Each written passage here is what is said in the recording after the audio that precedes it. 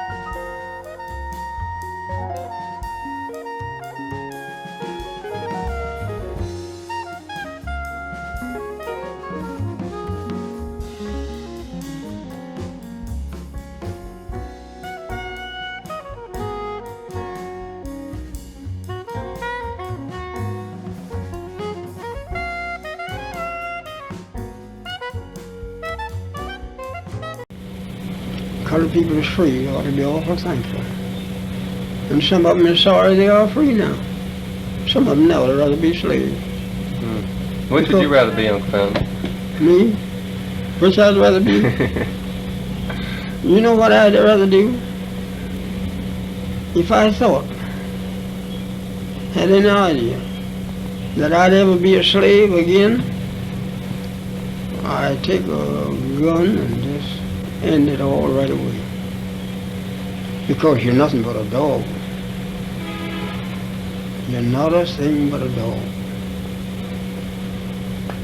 Night never comes out. You have nothing to do. Time cut tobacco. If they want you to cut all night long out in the field, you cut. And if they want you to hang all night long, you hang tobacco. It didn't matter about your tired, being tired, you're afraid to say you're tired. They just, well.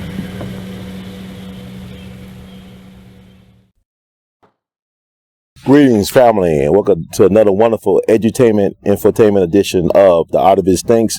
I'm your host for this empowerment segment, Brother Ron, also known as R2, C2, H2, The Artivist. And I'm coming live, or not really, just be recorded. I'm coming from ground zero of the final burial place of our ancestors. This is the final resting place, at least for the mortal remains, of over 300 enslaved Africans and enslaved natives. This is an Elmwood Cemetery in Memphis, Tennessee. I believe this is the oldest cemetery in Tennessee, in Memphis, excuse me. One of the oldest in Memphis. It was established before the Civil War back in 1852. So, starting in 1852 to 1865, this is the dumping grounds, the final resting place for 300 enslaved Africans and enslaved natives. I just want to weigh in from sacred ground, from sacred space. People have really been commenting, going wild on social media about the Kanye West slavery is a choice controversy, his quote. And my thing is this: slavery was a choice back then and is a choice now. Everything is a choice. If you have free will, that means you have choices. Abraham Lincoln once said that happiness is a choice. No matter how bad it may seem or how worse it may get for you or how difficult life can become, you still do have options on the table. And my thing is, people got mad at the messenger and didn't really listen to the message. It's not about the messenger, it's about the message. Like I told y'all earlier about the mailman theory. You know, you don't follow the mailman around once they deliver your mail to your box. What's the point of following the mailman around when the purpose of the mailman is to deliver your mail? So you go to your mailbox and get the mail. It's not about the mailman. It's not about the character of the mailman. It's not about the moral compass or lack thereof a moral compass of the mailman. This is about you. This is about the choices you decide to make. You don't need a leader. The leader that you need is staring back at you at the mirror. The best friend that you need is staring back at you at the mirror. If the person staring back at you at the mirror ain't your best friend, ain't your leader, then you in a world of trouble, my friend, because you have no friends and you have no leaders. And with that said, slavery was and is a choice. Now, let me break it down a little bit as I establish myself. The reason why I say this is because Frederick Douglass knew that he was not supposed to be a slave. He said, I prayed for 20 years, but my prayers were not answered until I prayed with my legs. He decided to run away. Harriet Tubman knew that she was not supposed to be a slave. Now, I know people saying, well, you know, that quote that they attribute to Harriet Tubman, they said she could have freed more slaves. They knew they were slaves. I don't give a fuck if she said it or didn't say it, because with all due respect, she ran away. She made a choice to run the fuck away. So that, and then she came back for more people. And then she was willing to put not only her life on the line, but she was willing to kill folks who were afraid to run away. Don't be afraid of slavery. Don't be skilled. Don't be a slavery to fear. Excuse me. What I'm saying. We all have choices in this life. It's not about Kanye. You know, people get obsessed with Kanye, what he's doing, what he ain't doing. Kanye making moves. He making choices to live his life.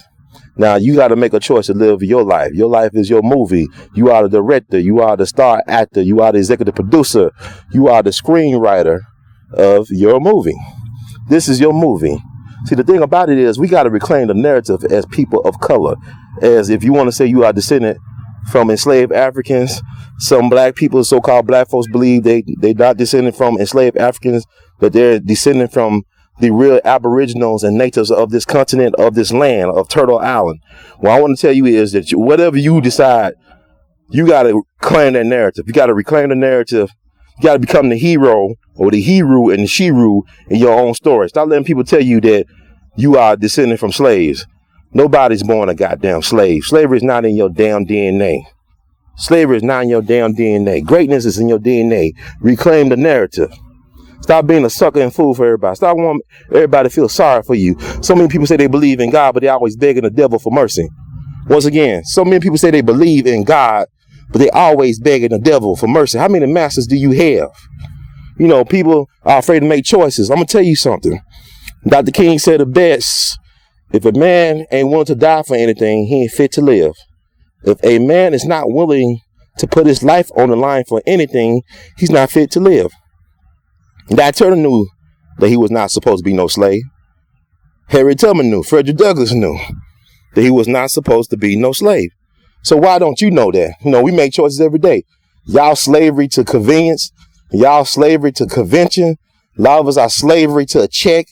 Whatever you worship, whatever you love becomes your God.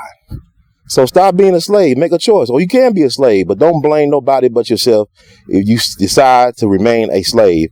A lot of y'all talking about we fighting for 15 when they owe y'all 30. See, ignorance. A lot of us are slaves to ignorance and fear. Because you're supposed to be getting $30 an hour.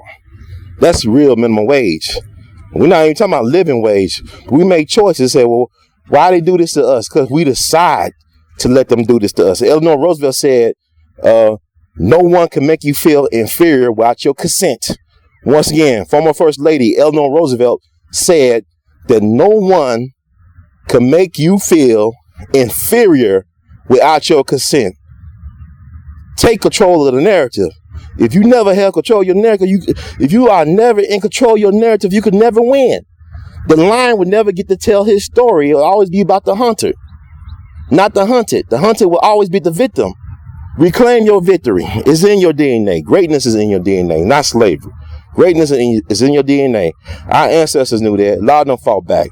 A lot of them were willing to kill themselves and kill their newborns. But they fought back. Stop letting these white folks tell you that we gave in to our conditions. We are the manifestors of the universe. Black people are the universal manifestors. We manifest what we want. We manifest our reality. Stop telling y'all, stop letting them tell y'all that y'all deserve hell when y'all supposed to be living in heaven. Now, not in the afterlife. Have your afterlife in the present life. Understand? So, Yeah, and also I want to encourage people. If you don't like Kanye, if you don't believe Kanye, listen to the so-called slave narratives that the Federal Works Progress Administration did during the Great Depression. From the 1930s and 40s, you had people who were still alive who went through chattel slavery. Now, I know it's a popular thing that people want to believe that slavery never happened. Where's the slave ships? Well, I'm telling you, there are narratives from former slaves, former enslaved people that look like you and I, that look like your grandma and your uncles and your aunts and your mamas, look just like us, talking about their ordeal through slavery. Now, I want y'all to check out one in particular. This brother named Fountain Hughes, who was 101 years young at the time he did his slave narrative where he told his story. He was in Tubman City, known to the uninitiated as Baltimore, or known to the more woke folks as B-more. He lived there, and his grandfather was the slave to George Washington, one of the founding fathers of this country. And Fountain Hughes, just Google it up. Take a look. It's all online. Fountain Hughes slave narrative. He did it back in 1940, and he said it himself that black folks were treated worse than dogs. The dogs were treated better than black folks. And you got to understand that the white man's best friend is not a dog, but a black people, but a black man and a black woman and a black child. We are the white man's best friend. We are the most loyal animal to the white man.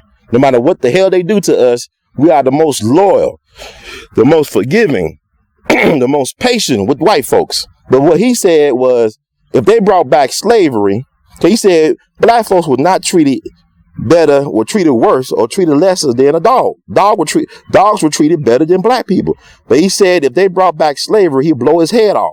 I'm paraphrasing him, but he said, if they brought back slavery, I would blow my head off, take my life.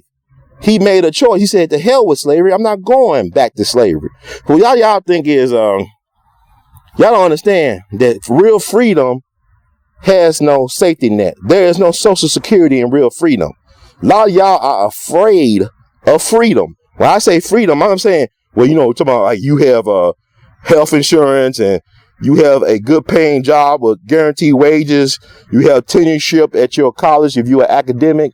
No, freedom means you have none of that. You have chosen to free fall into your destiny. That's real freedom. I have read things from former enslaved people say, look, I was used to have somebody tell me when to wake up, when to go to work, when to eat, sleep, and shit. That's like prison. That's like the military. So many people go into the military because they don't know what to do with their lives. They give up their lives when they sign their dotted line to Uncle Sam. You give your soul, or you sold your soul, or you sold yourself back into slavery. Anything with contracts that involve contracts is a form of slavery, in my opinion. So if you got a good paying job, you still a working slave. And people say, well, what the hell you mean by that? Look at the NFL combines. Think about the slave markets. Yeah, they get paid lots of money, but who's really making the most money? Who's really creating generational wealth? See, I saw the Kanye interview, and he made a point. A lot of the artists don't make any money. They get stuck in deals. They don't make any money. Look how many artists die young. And, in the entertainment industry, it's like this: the least talented people make the most money. The least talented folks make the most money and live the longest. Think about Clyde Davis. Think about Berry Gordy. I don't know these men. The Quincy Jones. These cats were the producers. They ran the labels, and they the ones still alive. Janis Joplin's dead. Jimi Hendrix dead. Miles Davis dead. Marvin Gaye's dead. A lot of our greats are dead. Sam Cooke is dead, but the cats that signed them to the labels, that produced their songs and their albums, they're eating well. A lot of them still looking good and eating good, gonna live a long more time. Even though they're already old as fuck, they're gonna live a couple more decades probably. What I'm saying is, this game is crazy. It's a crazy game. Yeah, artists, to a certain extent, have freedom of expression, but a lot of artists want to be loved and accepted by the masses or by somebody. Think about how many people are celebrities. It never fails that so many celebrities had some type of traumatic childhood experience. Maybe they've been molested. Maybe they've been unloved by a certain parent or something like that. You say these celebrities crave acceptance and love. So regardless, this whole system was built on free labor, was built on slavery. So Ivy League schools, they want to take back Bill Cosby's honorary degrees. Ivy League schools choose to use slavery. They chose slavery to build Harvard and Yale and Brown University. All these so-called elite schools were built off of free labor and the exploitation of enslaved black folk. So let's get it. Don't get it twisted, y'all. Do the homework. Like I said, go online, listen to the slave narratives. They did a documentary about it through HBO. They had famous black celebrities like Samuel Jackson reading the narrative of the slaves, but you can hear them in your own words. Go on YouTube. Go to the Library of Congress. But look up Fountain Hughes, the brother who did his slave narrative back in 1940, who said that black folks were treated lesser than dogs. You think about how they did Mac Vick? You got white people sleeping with dogs. Bestiality. They love dogs. You got like this girl, got her name. She go by something Wisconsin. She sleeps with dogs and she drinks dogs' pee. So these are the people you want to be equal with. Amazing Grace, my ass. You know what I'm saying? So think about all that. And I'll have more about this, but I just want to weigh in on that. But if you have choice, like anything, you could choose to eat McDonald's, Burger King, Wendy's, still choices. You can choose, like Patrick Henry, one of the founding white men of this country. He said, give me liberty or give me death. That's a choice. He said, fuck the slavery. He didn't say, I want to be a slave. He said, either I give freedom, I get my freedom, or I going to die. And Dr. King said, if a man ain't willing to die, he ain't fit to live. If he ain't want to die for anything, he ain't fit to live. So what I'm saying is, are you a slave? Who is your God? Think about it, y'all. So this is Brother Ron signing off. If you like the words from Brother Herb, please spread the word. Please share it to your networks. Subscribe to the We All Be. Subscribe to the We All Be Infotainment Information Movement.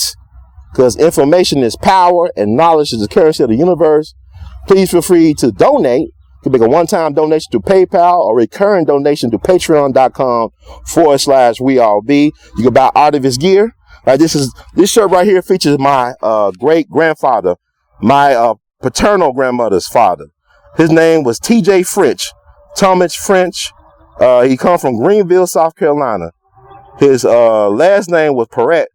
He was from the French people, French folks, you know, whatever. But this is what I love. We got Mother's Day coming up real soon.